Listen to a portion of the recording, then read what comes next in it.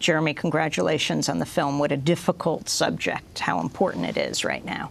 Yeah, I mean, we've been, over the past day emailing all of the people that worked with us on it in Yemen and Afghanistan and Somalia and elsewhere. And I mean, the hope with this is that people pay attention to these stories, that Americans will know what happened to the Bedouin villagers in Al-Majala, Yemen, where 36 women and children were killed in a U.S. cruise missile strike that the White House tried to cover up and allow the Yemeni government to take credit for, or the people that are killed in night raids in Afghanistan or drone strikes in Yemen and Pakistan. I mean, that's our hope with this. It's been our hope from the beginning. And so, we're in the 15 films that are on the shortlist for an Oscar. There are some incredible films on that.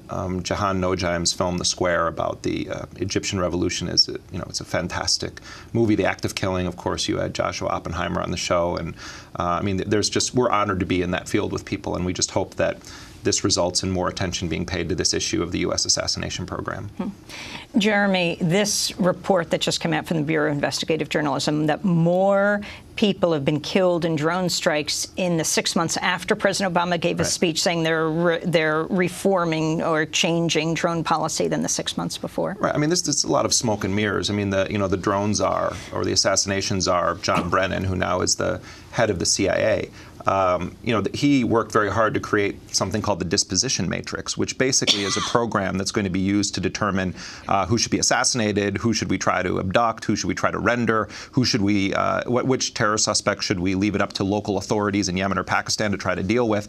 And basically what Obama and his team have done in his second administration is to create an infrastructure for whoever happens to come into office next, whether they're a Democrat or Republican, and they have ensured that this policy of preemptive war, that's really what we're talking about here. These are preemptive pre-crime strikes, where the idea that we should even view terrorism as a law enforcement activity or terrorism as a crime is completely thrown away by the constitutional lawyer president.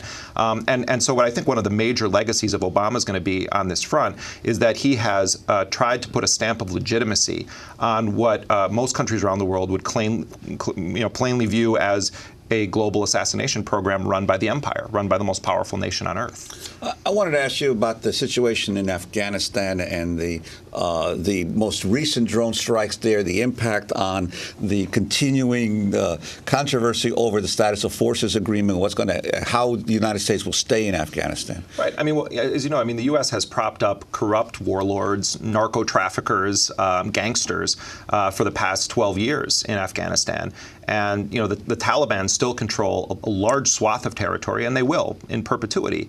And I think, the question I think a lot of military families in the U.S. and in NATO countries have to ask is sort of what was the purpose of the past, 12 years? I think a lot of nations understand the initial incursion into Afghanistan under the argument that you're going to dismantle the al-Qaeda network that was responsible for 9/11. But what do you tell the families of soldiers that are going to be killed in the year leading up to this so-called withdrawal? I think what we're going to see in Afghanistan is an asymmetric war that's going to continue on, where the United States continues to have special operations teams.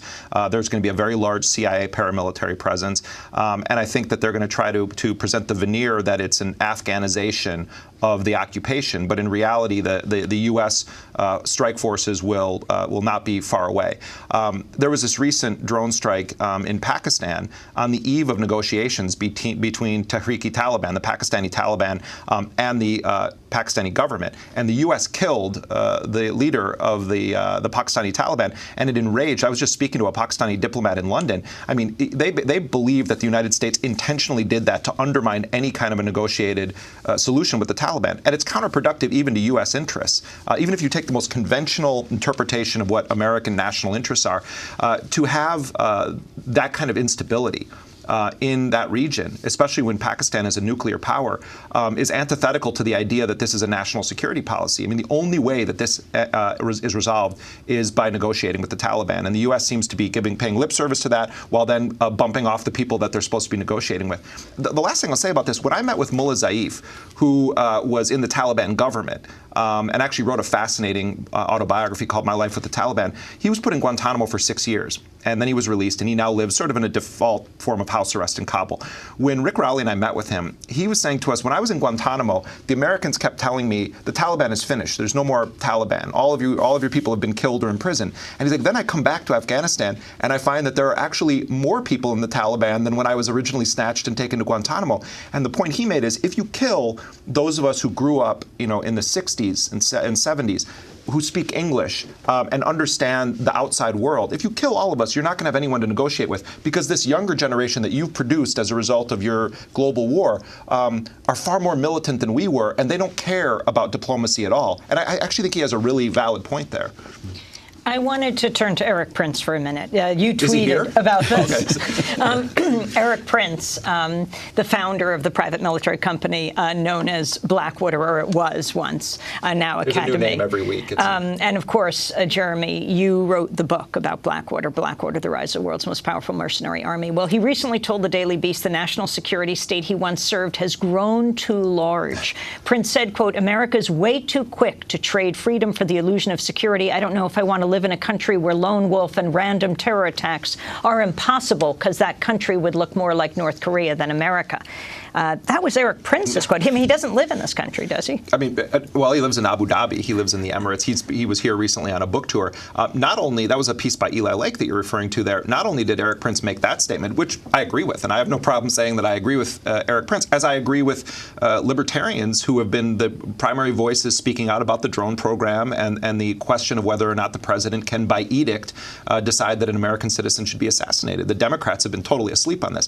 I mean, I do think there's politicking here. I mean, Erik Prince is a very right-wing libertarian in many ways, except he does embrace, the full spectrum war. The other thing, though, that he told Eli Lake is that he believed that Anwar al-Awlaki, he was against the assassination of Anwar al-Awlaki, the American-born cleric who was assassinated in Yemen in September of 2011. But he also said that he believes, and remember, Erik Prince is a guy with very close connections to the CIA and JSOC, the Joint Special Operations Command, and is a former Navy SEAL himself, and has done all sorts of dirty covert ops stuff for the U.S. government. He said he believes that the killing of 16-year-old Abdulrahman al-Awlaki, Anwar al-Awlaki's son, who was killed 2 weeks after his father, that he believes it was intentional.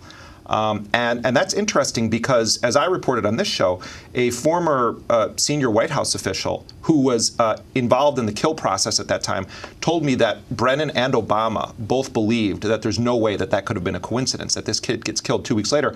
And my understanding is that they ordered some kind of a review. When I've tried to get that review, there's no comment on it from the White House. But the answer to that question has to come out at some point. It's interesting that people like Erik Prince are raising it more than Democrats in the Congress. So I'm in the unusual position of saying that I agree with Erik Prince on these issues, but I also think he should be held accountable for all of the crimes that his company committed in Iraq and elsewhere, killing of many, many civilians.